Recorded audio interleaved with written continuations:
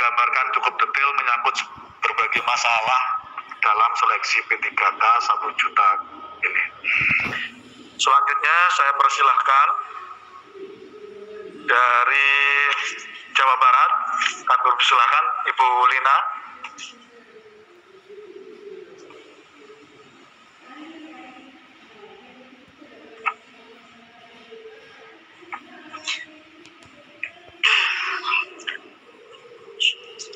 Bismillahirrahmanirrahim.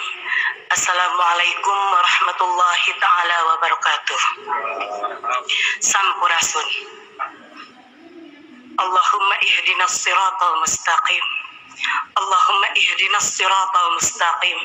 Allahumma ihdinas siratal mustaqim. Rabbi israhli sadri wa yassirli amri wahlul 'uqdatam min lisani yafqahu qawli. Bapak pimpinan yang saya hormati, serta Bapak Dewan di Komisi 10 yang sangat saya hormati, rekan-rekan seperjuangan yang saya sangat banggakan, juga wakil rakyat yang berada di pinggir saya dan belakang saya. Terima kasih Bapak. Bapak dengan hebat menyuarakan aspirasi kami. Jazakallahu khairan katsira. Perkenalkan, nama saya Lina Kurniati, SPD.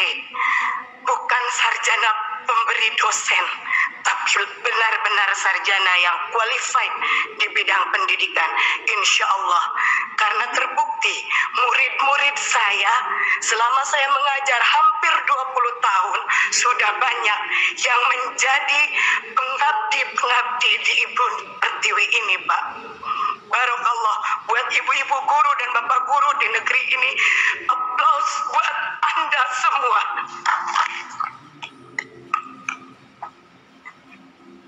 Bangga saya bisa duduk di sini memangku amanah yang sangat besar, Bapak. Banyak yang ingin saya sampaikan, sampai-sampai emosi saya tidak tertahan. Saking gembiranya bisa bertemu dengan para wakil rakyat yang insya Allah akan amanah menyampaikan pemberi suara yang berkeluh kesah. Bapak, bukan kami ingin diistimewakan. Terkait regulasi P3K di RDPU Komisi 2 bersama Pak Samsul Rizal, saya mengatakan saya dan rekan-rekan akan terima regulasi ini dengan senang hati, meskipun kami mengharapkan Kepres PNS tanpa tes untuk guru-guru, karena kami layak, kami pentransfer ilmu. Saya sampai merinding mendengar yang terhormat Kang Dede Yusuf berkata di TikTok, saya banggakan. Kami itu jantungnya negeri. Saya yakin dengan adanya RDPU ini, semua pemangku kebijakan yang ada di negeri ini mendengar kalau kami objek tertindas. Sudah jelas di Dapodik kami ada, tinggal diangkat. Sudah jelas dedikasi kami, tinggal diberi SK. Kami tidak meminta gaji yang spektakuler, tapi kami ingin diakui. Pak Jokowi lihat kami. Baru-baru ini statement Mas Nadiem, maaf karena kami di Dinas Pendidikan, kami pendidik. Maaf Mas Nadiem, statement Mas Nadiem membuat polemik baru di antara kami semua. Kalau memang dana untuk penggajian P3K seperti yang Mas Nadiem omongkan, tolong pisahkan DAU yang turun ke kabupaten atau kota, dibedakan Pak amplopnya, dicap, ditulis ini untuk pendanaan P3K. Kami bukan boneka Pak. Kami bukan boneka yang bisa digonjang-ganjing. Sampai saya mikir,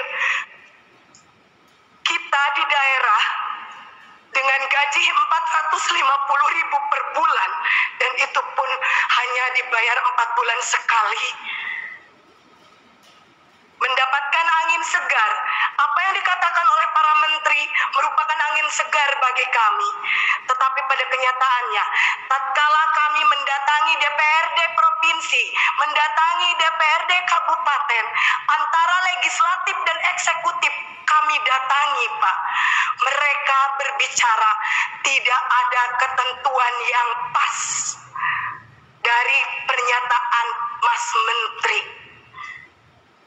Saya tegaskan sekali lagi, kalau memang dananya dari DAU, tolong dipisahkan.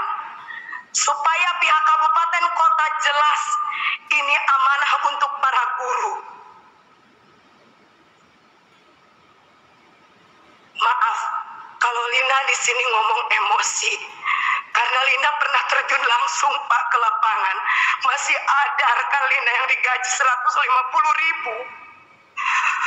Dengan jarak tempuh dari rumah ke sekolah 45 menit, tidak bisa menggunakan sepeda atau motor atau mobil. Bayangkan kalau hujan, Pak.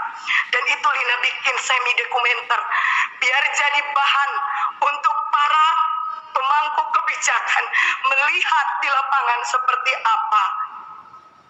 Jangankan beras yang ditanggung negara, kami sakit pun negara tidak akan tahu, Pak. Kami honorer, kami mengabdi, ijazah kami S1, tapi nasib kami lebih rendah dari seorang kuli pasar.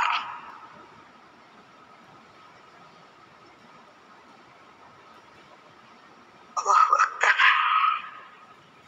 Kami memohon adanya penambahan kuota atau formasi. Kalau memang regulasi P3K tetap harus kami ikuti. Kami memohon adanya penambahan kuota atau formasi sesuai dengan jumlah honorer yang ada di lapangan.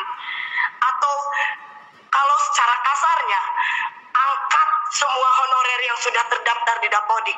Adapun kesalahan Dapodik bisa diadakan perbaikan, karena kami yakin bapak-bapak yang ada di Kemendikbud, bapak-bapak sebagai pemangku kebijakan lebih cerdas dari kami.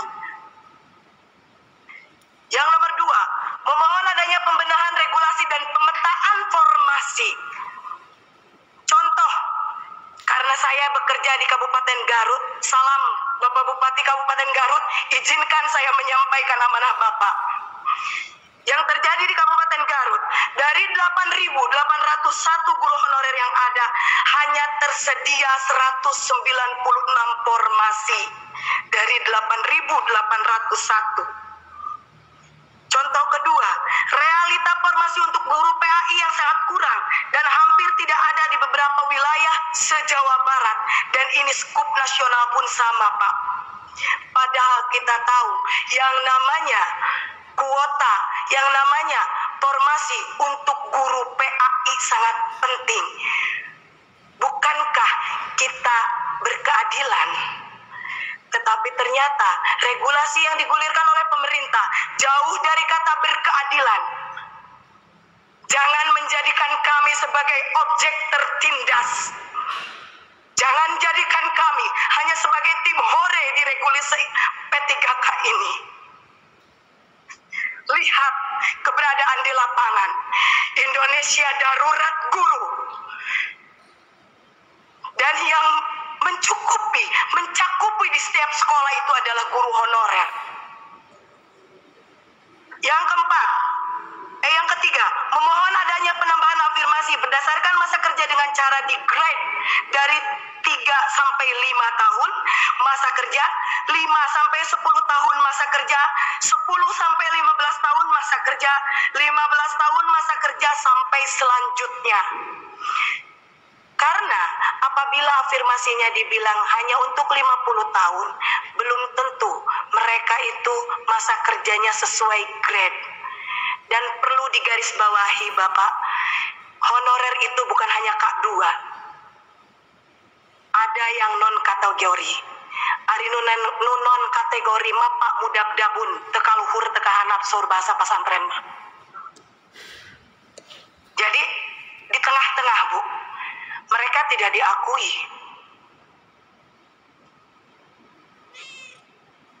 Yang keempat, memohon supaya pendaftar dengan nilai yang sudah mencapai passing grade bisa diloloskan dan ditempatkan di tempat kerja masing-masing.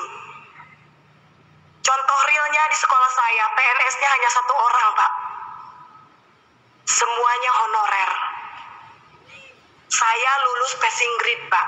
Tapi karena tidak ada formasi, sudah jelas di sekolah saya tidak ada guru PNS-nya. Kekurangan guru, tapi tidak ada formasi, maka saya dinyatakan tidak lolos, hanya lolos passing grade saja. Barokallah, Allah menakdirkan saya untuk duduk di sini bersama ibu-ibu dan bapak-bapak terhormat.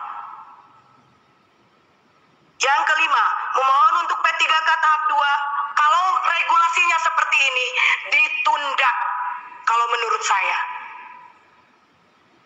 Karena hanya memperlihatkan kredibilitas cara kerja dari para pemangku kebijakan di atas. Komitmennya tidak ada, konsistensinya tidak ada. Hari ini bilang seperti ini, besok lusa akan berubah. Ternyata memang untuk mempermainkan seorang guru itu, seorang pendidik itu kayaknya asik gitu, Pak. Yang keenam, memohon mengangkat guru yang berstatus honorer menjadi ASN karena sebagian besar kebutuhan guru dipenuhi oleh guru berstatus honorer. Itulah yang ada yang terjadi di lapangan. Sungguh sangat dilematis, Pak.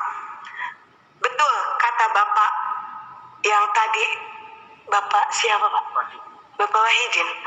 Kalau pelaku pendidikan itu bukan hanya guru, tetapi ada rekan kami sebagai jantungnya, yaitu tenaga kependidikan. Kenapa Tendik tidak dibuka formasi, Pak? Padahal mereka juga sama mendedikasikan untuk negeri tercinta ini.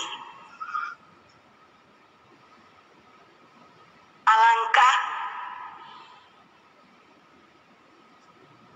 sangat disayangkan tatkala kami berlomba-lomba untuk mengikuti ujian P3K yang kalau menurut saya cerita sedikit, Pak, sangat amazing. Saya umur 40 tahun harus mengerjakan soal 100 soal matematika SMP tanpa kalkulator. Untuk masuk ruang ujian saja, yang laki-laki dibuka sabuknya dan dipegang diraba-raba. Seolah kami itu apa? Kenapa, Pak? Kami meminta kebijakan harus meminta-minta seperti ini.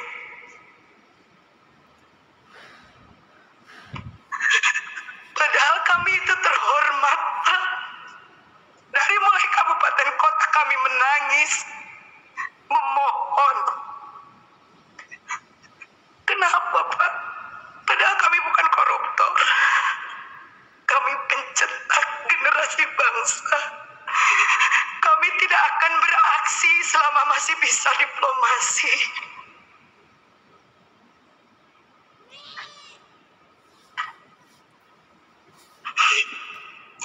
Terima kasih. Mungkin nanti ada teman saya yang akan menambahkan. Jazakallah, Bapak. Jangan membuat air mata kami menangis lagi. Jangan menjadikan ketidakmampuan kami menjadi objek tertindas. Bangkitkan semangat kami. Karena kami tidak meminta apa-apa. Angkat kami. Angkat derajat kami. Hanya untuk bisa menyekolahkan anak-anak kami. Wabillahi taufiq wal hidayah. Wa ridha wal inayah. Wassalamualaikum warahmatullahi ta'ala